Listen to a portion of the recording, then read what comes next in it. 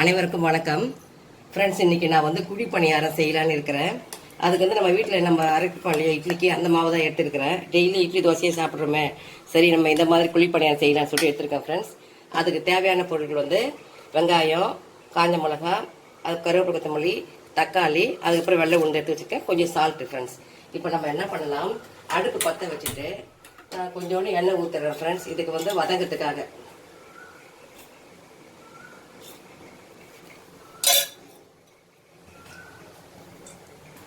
Friends இப்போ நம்ம வந்து கடுகு உளுத்தம் பருப்பு போட்டுக்கலாம் ஃப்ரெண்ட்ஸ். அது நல்லா பொரியட்டும்.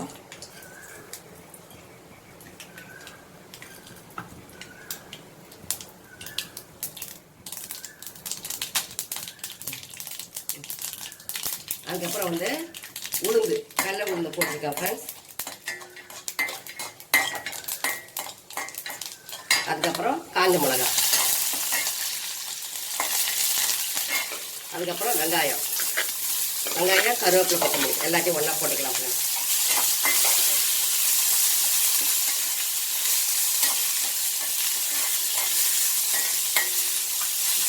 அதுக்கப்புறம் தக்காளி,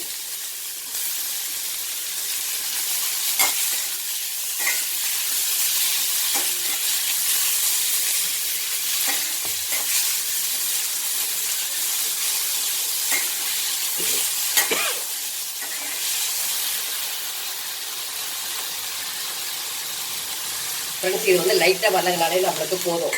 ஏன்னா நம்ம அது வேக வைக்க போகிறோம் இல்லையா, அதனால ஒன்றும் பிரச்சனை இல்லை. இப்போ இதை எடுத்து இந்த மாவில் ஊற்றிக்கிறேன் ஃப்ரெண்ட்ஸ். நான் அடுப்பை வந்து ஆஃப் பண்ணிடுறேன்.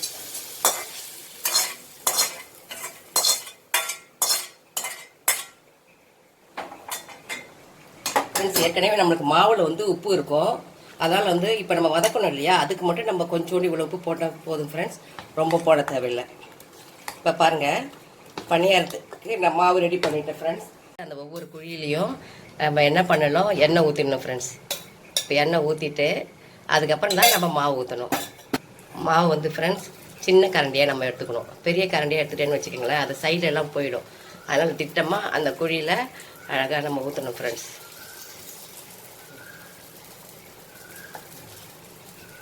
ஃப்ரெண்ட்ஸ் நம்ம வந்து குழியில் எண்ணெய் ஊற்றணும். அதுக்கப்புறம் நம்ம என்ன பண்ணணும், மேலும் அப்படியே சுற்றிட ஊற்றி விட்டுணும் ஃப்ரெண்ட்ஸ். இப்போ எப்படி வருதுன்னு பார்க்கலாம் பணியாரம். ஃப்ரெண்ட்ஸ் இங்கே பாருங்கள், எவ்வளோ ஒரு கலர்ஃபுல்லாக இருக்குது பாருங்கள் பணியாரம். ஃப்ரெண்ட்ஸ் இங்கே பாருங்கள் ஃப்ரெண்ட்ஸ், எவ்வளோ அழகாக கலர்ஃபுல்லாக இருக்குது, சூப்பராக இருக்குது பாருங்கள் ஃப்ரெண்ட்ஸ்.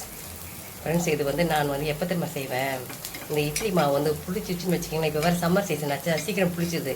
இந்த நேரத்தில் நம்ம வந்து இதெல்லாம் போட்டு வெங்காயம், காஞ்ச மிளகாய் இதெல்லாம் போட்டு தாளித்து கொட்டி செஞ்சேன்னு சொன்னால் நம்மளுக்கு வந்து அந்த புளிப்பு சுவை தெரியாது ஃப்ரெண்ட்ஸ். இதெல்லாம் ஆட் பண்ணும்போது அந்த மாதிரி சமயத்தில் ஃப்ரெண்ட்ஸ் நான் இதை செய்வேன். நான் இதுக்குன்னு தனியாக மாவு வச்சு செய்ய மாட்டேன்.